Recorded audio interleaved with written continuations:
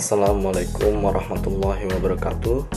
Perkenalkan, nama saya Ibnu Fajar Saleh dari mahasiswa akuntansi 5 SIP 2 Universitas Muhammadiyah Tangerang.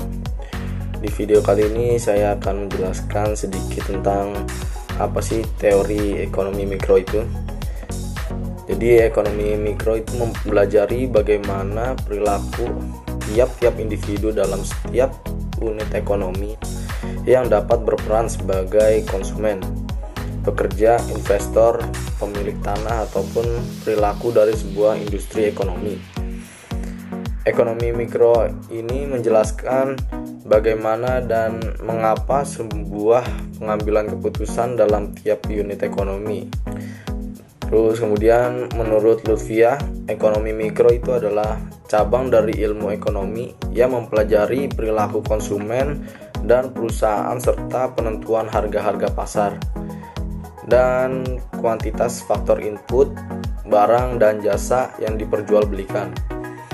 Ekonomi mikro juga meneliti bagaimana berbagai keputusan dan perilaku tersebut mempengaruhi penawaran dan permintaan atas barang dan jasa yang akan menentukan harga dan bagaimana harga pada gilirannya menentukan penawaran dan permintaan barang dan jasa selanjutnya. Kemudian menurut Wilhelm, dalam teori permintaan dan penawaran ada beberapa komponen ekonomi mikro yang mempengaruhi permintaan dan penawaran. Jadi suatu produk barang atau jasa itu contohnya interaksi di pasar barang, yaitu komponen pertama dari ekonomi mikro. Interaksi ini di pasar barang yaitu interaksi yang terlihat dari kegiatan tawar-menawar antara penjual dan pembeli, dan aktivitas ini secara tidak langsung bisa membentuk suatu harga yang telah disepakati oleh dua pihak yang bersangkutan. Nah, inilah yang bisa menghasilkan sebuah harga keseimbangan dalam pasar dan adanya teori ekonomi mikro.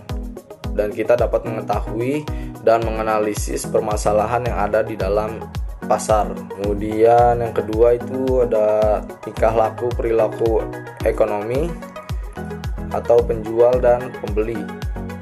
Pada ekonomi mikro, perilaku konsumen adalah bagaimana konsumen bisa memenuhi kebutuhan hidupnya dengan pendapatan yang terbatas.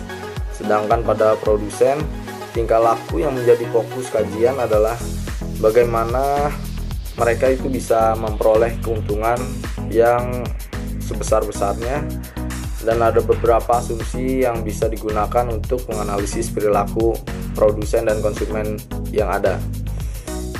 Antara lain itu ada produsen dan konsumen melakukan aktivitas perekonomian secara rasional dan terbuka. Kemudian yang kedua, aktivitas produsen dan konsumen dalam pasar dilandasi dengan tujuan-tujuan yang ingin dicapai. Yang ketiga, konsumen berusaha untuk mendapatkan kepuasan yang maksimal, dan begitu juga produsen yang menginginkan keuntungan yang maksimal juga. Kemudian yang ketiga, interaksi dalam pasar faktor. Pasar faktor fokus pada kajian interaksi yang terjadi antara penjual dan pembeli di dalamnya. Pasar-pasar faktor menjadi fokus kajian dalam ekonomi mikro karena pasar menyediakan fokus kajian dalam ekonomi mikro, yang dimana pasar menyediakan faktor-faktor produksi yang dibutuhkan oleh produsen rumah tangga yang bisa digunakan untuk kegiatan produksi. Faktor produksi tersebut meliputi ada sumber daya manusia, sumber daya modal, serta kewirausahaan.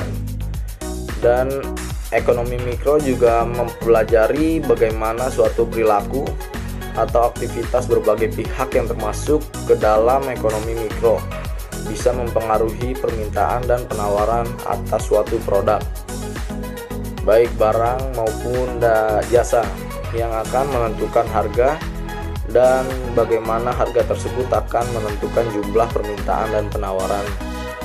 Dan juga ada beberapa komponen yang dapat mempengaruhi permintaan dan penawaran, dalam suatu produk, yaitu interaktivitas dan tingkah laku perilaku ekonomi, sehingga berdampak pada kepuasan konsumen. Ya, sekian yang dapat saya sampaikan, kurang lebihnya mohon maaf, dan apabila ada salah-salah kata saya juga mohon maaf. Wassalamualaikum warahmatullahi wabarakatuh.